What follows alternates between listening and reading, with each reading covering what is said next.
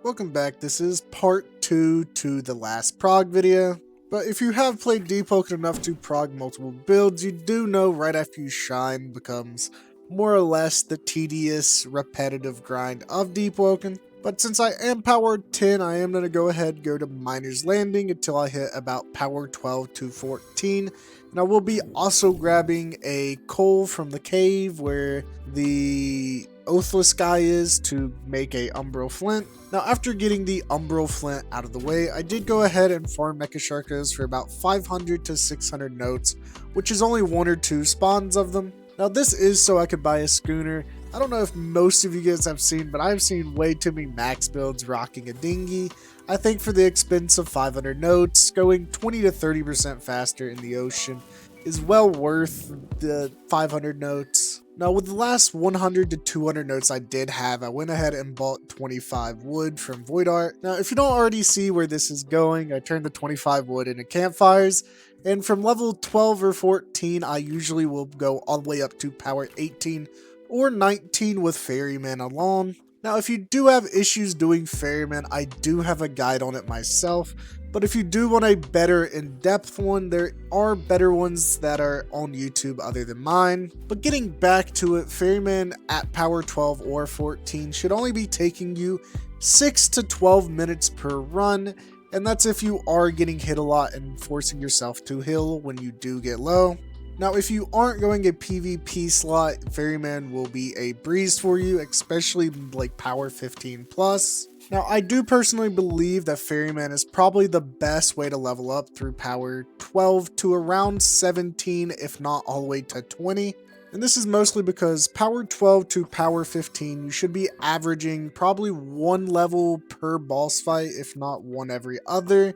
Now, that is pretty good. I have also been doing Duke whenever I first started playing. After like probably my first 400 hours or so, I would do Trawler 1 golems and I would go straight into Duke at about power 14 if not 15, and then I would do Duke until I was power 20, and that would take probably 4 or 5 more hours just because Duke is a slower process than Ferryman. And I won't lie, this is extremely lucrative if you are also trying to trade, because with double event on for the last 2 weeks, I did prog about 4 builds, and during those 4 builds, I probably did get like 8 Storm's Eyes, but I really don't bank often, so I did lose probably half of those dying to either Ferryman or Ferryman gankers. And one more very important aspect of Ferryman is he might not drop a lot of loot, but the loot he does drop is very expensive to sell. This does make leveling up your mantras for your attunement builds a lot easier because you aren't having to note grind, and by the time you do about 8 to 10 Ferrymans, which should put you around power 18 if not a little bit higher, you should be setting at about 10k notes. And your ring category should be looking about 24 HP if you are getting kinda lucky. Now also, while you do hit around power 18, you should also be max on bell prog usually. So not only are you getting a tremendous amount of notes from Ferryman, you're also getting bell prog, really good power ups, and a chance of in-game loot like Storm's Eyes and God Roll HP rings, and really good earrings like 28 ether or whatnot. It is a little late for me to add this in, but if you didn't know, Ferryman does have different loot per season, so usually I do prog in spring because his season loot is 1 knowledge every time you talk to him after you do defeat him. So if you are doing a heavy Shrine of Chance build kinda like me, it is smarter to go ahead and do this on a spring day so you don't have to do as many chasers and Etheron runs. Now that very last power up I just did was power 17, so instead of continuing, I was going to take a small break from Ferryman, and I did need to go do Galestone quest, and I did need to turn in the mantra quest and go ahead and get a free mantra. Now I won't lie to you, I did go ahead and say screw the Galestone quest because I was looking for a Galestone for like 30 minutes and I couldn't even find one. Now, for those who don't do Galestone quest very often, there is a little bit of a trick to make it a little faster. And as you just saw, I did set my Void Eye there. And after you set your Void Eye there, all you have to do is bounty to someone in Etrius in stealth. And then after you get there, just go ahead and go to like the little hut where the quest ends at. Now after you do talk to the guy and he does like break your neck and your screen fades out, after that, you just go ahead and leave the game while you're still bountying, and whenever you spawn back in, it should just throw you in the Void Heart. And after that, just go through the Void Mother and you are right back at the Librarian. Now, since all my quests are done and completed, I did go ahead and go back to the Eastern Luminate. And the reason for this is I will be doing more Ferrymans in a couple hours whenever I do get back here. But I did go ahead and go to Monkey's Paw and go through the Whirlpool there and go to the Depths. Now, there is a couple reasons I did go to the Depths. One was free XP because it's the Depths. Everything there gives you a decent amount. I did also have a friend that was currently in the Depths that needed to be bell checked, so I did go ahead and do that for him while doing a chaser run for knowledge. Now, I did do 2 chaser runs in the Depths. The first one was with my friend, and that was just a quick one for just knowledge and to bell check him while he was in layer 2. The other one was me doing it solo, and it did take me around 15 minutes to do it while I was getting all my talents for layer 2.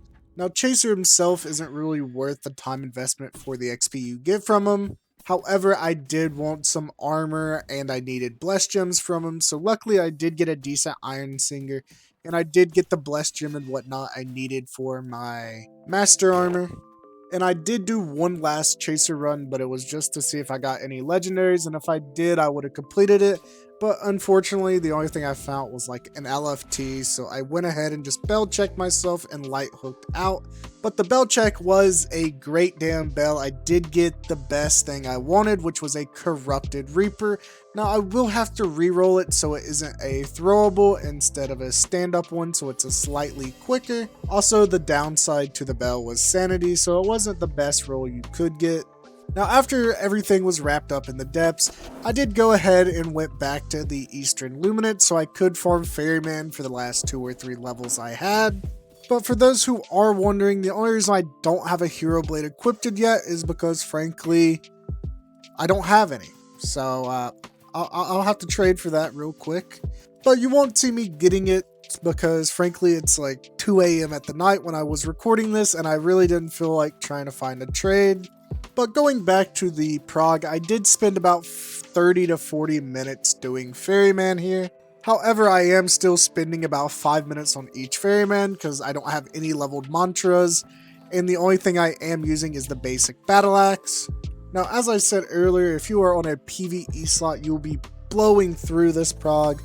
It should only take you about 3 hours to max a PvE prog without being debt bound or anything. But after 30 minutes or so, I was done doing Ferryman, and I did hit power 20. Now, if you guys did notice, I don't use my auto addict points much, and that is because when I do hit power 20, I do like to have 12 to 15 points saved up, just so I don't have to do any level 20 progging. I could just use them 15 points and not have to worry about actually trying to get XP as a power 20. Now, my favorite part of progging is watching like 8,000 nodes go down the drain by leveling up your mantras. But other than that, I'm pretty much done with progressing for this video because I won't show you the boring part of getting Star Kindred because I did decide to get Star Kindred for Sinister Halo and Celestial Assault for the M1 base part of my build. But I won't be showing that because Star Kindred is like a 20-minute boat ride back and forth. And then the only other thing I need to do is Etheron so I can re-roll probably 5 to 15 cards or something like that. And overall, that is just like 2 or 3 hours of just miscellaneous tasks to finalize your builds. But with all that explained and out of the way, this is the end of this prog. But we are halfway to monetization, so if you would like to subscribe, it would mean a lot. Because right now I am behind in subscribers over watch time, so it would mean a great deal to me if you would.